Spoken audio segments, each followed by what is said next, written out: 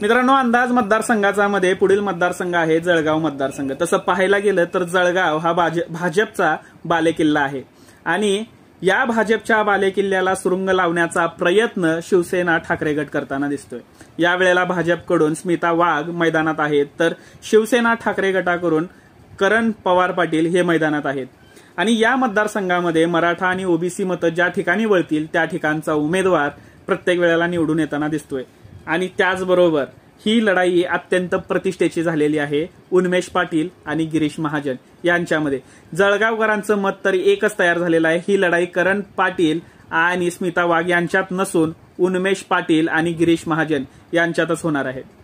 तुमच्या मते कोण निवडून येईल हे सांगा, पण अटीतटीच्या या सामन्यामध्ये भाजपचा उमेदवार म्हणजेच भाजपच्या उमेदवार स्मिता वाघ या निवडून येताना दिसत आहेत। तुम्हाला कोण येईल असं वाटतंय? कमेंटमध्ये नक्की सांगा।